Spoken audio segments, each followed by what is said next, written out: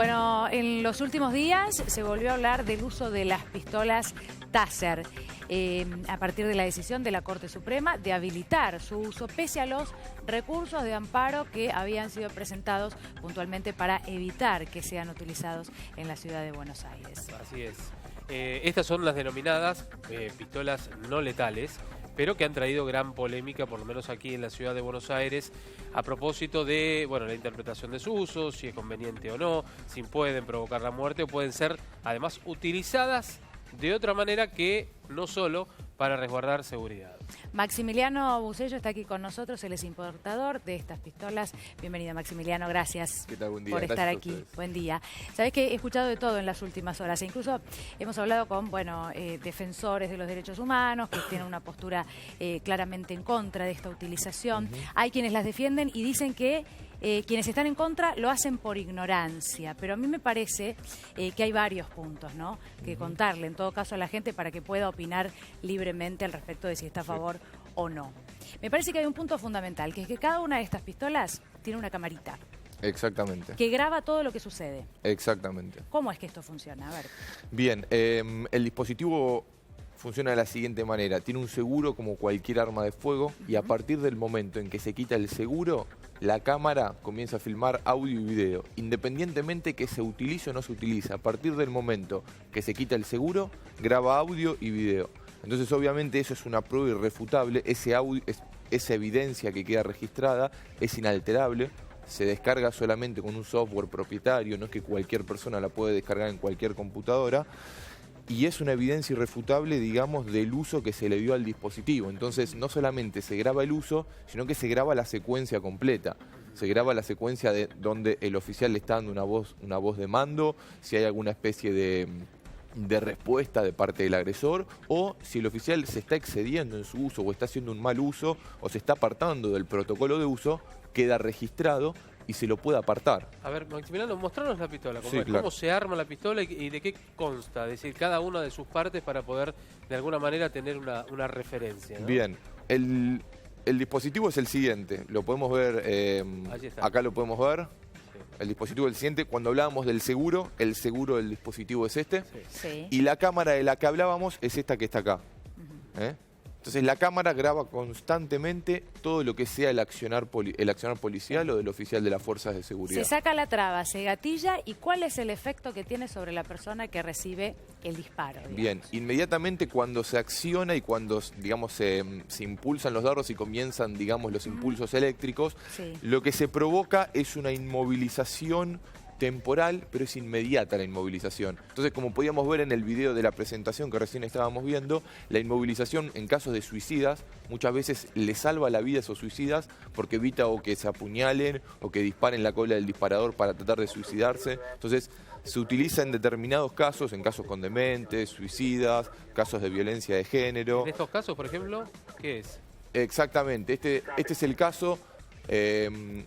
Una persona se quería suicidar, tenía un arma apuntándose a la cabeza, decía que se iba a matar, que nadie se acercara.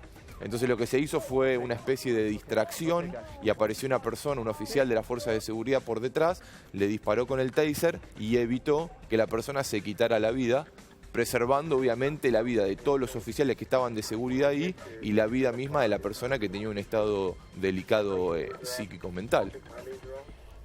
Bueno, pensaba en que en realidad algunos dicen hay es darle un arma más, ¿no?, a la policía, y para estar más seguros no sé si necesitamos un arma más, tal vez necesitamos otras cosas. En el caso de un suicida se lo podría tratar de hacer cambiar de opinión de otra manera, pero digamos, esto simplemente lo agrego porque es lo que dicen quienes están en contra del uso de estas pistolas. Yo te pregunto, además de este efecto momentáneo, por ejemplo, si un disparo de estos fuera cerca de la zona del pecho o del corazón, hay quienes dicen que las consecuencias, los efectos, pueden ser muy negativos, no simplemente una parálisis. Bien, en este video que estábamos viendo, el disparo exactamente es en el abdomen, en la zona del pecho. Lo importante acá es empezar a hablar de algunos parámetros eléctricos para brindar, digamos, claridad frente a algunas hipótesis. Entonces, por ejemplo, se habla también mucho de personas con marcapasos, que hay riesgo y demás. Por ejemplo. Para que un marcapaso pueda salir al mercado, que una persona lo pueda comprar y obviamente que se lo implanten, tiene que poder soportar un desfibrilador. Los desfibriladores trabajan con una energía 5000 veces superior a la energía con la cual trabaja el taser. No estoy hablando ni del doble ni del triple, estoy hablando de un umbral de 5000 veces inferior, que es la energía que tiene el taser de un desfibrilador. Entonces, no hay riesgo alguno si se utiliza con un marcapasos. Lo mismo si cuando hablamos de parámetros eléctricos hay que hablar del amperaje. Lo peligroso es el amperaje, no es el voltaje. Muchas veces la gente piensa que el voltaje es lo peligroso es el amperaje. Los taser trabajan con 1,2 miliamperes. Todos, ¿qué significa eso? Todos en nuestras casas tenemos disyuntores en los tableros eléctricos, que son los que nos protegen, digamos, de alguna descarga eléctrica, si alguien pone algo en el enchufe o algo por el estilo. Los disyuntores eléctricos se activan cuando se detecta una corriente de fuga de 30 miliamperes. Estamos hablando de un parámetro que es 30 veces superior Pero sin embargo hubo al gente del que taser. murió en diferentes lugares del mundo. Esto es importante resaltarlo también, porque en realidad si es algo tan inofensivo uno se pregunta por qué llegó a haber víctimas fatales. Bien, nosotros, primero y principal, hoy en día todos los informes que hay de Amnesty, en ningún informe de Amnesty o de Amnistía Internacional se le asocia de manera directa la muerte al taser. Es decir, ninguno dice que murió por causa de la taser. Eso es importante mencionarlo. Otra cosa importante mencionarlo es que siempre que hay, digamos, un enfrentamiento entre fuerzas de seguridad y algún agresor o alguna situación delicada, hay riesgos. Eso nadie está exento. Hoy en día las fuerzas de seguridad tienen una tonfa, un bastón y un arma de fuego. En el medio no hay nada. Situaciones de personas con cuchillo que atacan a los oficiales, alcohólicos, personas que están bajo los efectos de estupefacientes, que están agrediendo a mujeres, a personas en la vía pública. No hay nada más mortal que un arma de fuego. Y estoy hablando de una pistola, digamos. En donde en la Argentina se utiliza, por ejemplo, las pistolas vos me corregirás, pistolas calibre 9 milímetros con un sistema que se utiliza en las guerras, en donde es una pistola con una bala trazante, ¿correcto? Que lo que se usaba en las guerras era para herir a 2 personas.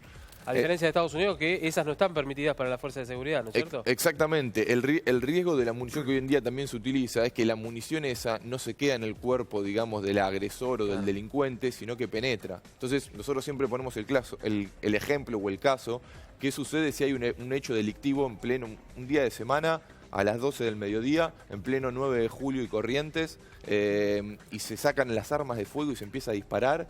El riesgo que hay para todos los terceros que no tienen absolutamente nada que ver, que están caminando por la calle y que ha sucedido, que se hirieron a personas que no tenían absolutamente nada que ver. Muchas agrupaciones lo que dicen, también con razón, porque obviamente o no saben o no quieren lo que sea, ellos lo que dicen es fundamentalmente y le apuntan a que ese tipo de arma puede ser utilizada por un policía para picanear y demás a un detenido, por ejemplo, por decirlo así, ¿no? Haya o no cometido un delito. Es decir, el eje le ponen fundamentalmente en esto. Ahora, ¿qué dicen las otras fuerzas de seguridad en el mundo que la utilizan? Los primeros, digamos, los países del primer mundo, como se dice comúnmente. Bien. En el mundo hoy en día se está utilizando en más de 107 países el taser. No estamos hablando de 2 o 3 países que lo están utilizando. En más de 107 países. Hay más de 20.000 departamentos policiales en todo el mundo que lo están utilizando, no solo en Estados Unidos, en el Reino Unido, en Francia, en España, en Australia, en Sudamérica se está utilizando en Colombia, en Brasil. Y acá lo importante es mencionar lo siguiente: a partir del momento en que se empezó a utilizar el taser, hay estadísticas comprobadas, digamos, que están y que nosotros las ponemos a disposición de quien las solicite, si son organismos de derechos humanos, a disposición de ellos, en las cuales se demuestra que a partir del día en que se empezó a utilizar el taser, en un año, todo lo que son las estadísticas de uso de armas de fuego, oficiales y agresores heridos y falsas denuncias disminuyeron drásticamente debido al uso del taser y de la cámara que tiene. Entonces hablábamos del tema de la tortura. Hoy en día cualquier elemento se puede usar para torturar. Hoy en día si hay un oficial que se aparta del protocolo de uso y que decide torturar a una persona, lo puede hacer con su bastón policial, lo puede hacer con su arma de fuego, lo puede hacer con una lapicera, con cualquier elemento. Y hay algún rastro de que lo utilizó de manera errónea, no queda absolutamente nada. No, yo por eso empezaba con lo de la camarita, porque me parece fundamental que la gente lo sepa, ¿no? Que es una diferencia fundamental con cualquier otra herramienta. Lo que pasa es que también, bueno, este punto que vos destacabas y que el que hablaba Javier anteriormente, también tiene que ver con la responsabilidad de la persona que la utiliza. Y si evaluamos un arma, la tenemos que evaluar como el arma en sí misma. Después, personas con capacidades diferentes para utilizarlas, hay miles, ¿no? Y personas irresponsables también sabemos que hay muchísimas. Yo creo que la gente que defiende los derechos humanos o que está en contra de esta herramienta, no creo que lo haga por ignorante o porque le falta información, sino porque tal vez lo que se pregunta es, ¿un arma más es lo necesario? Todo el tiempo la comparación ronda, o por lo menos la que los dos hacían, al respecto del arma de fuego. Y sí, por supuesto, es mucho mejor que un arma de fuego que puede matar, por supuesto. La pregunta ¿es necesaria? ¿No hay otras herramientas que la policía debe tener previo a utilizar una de estas pistolas? Yo no lo sé, la respuesta no la tengo, por eso está el debate, ¿no? Creo que muchos de nosotros no las tenemos, pero te vuelvo a este simple punto.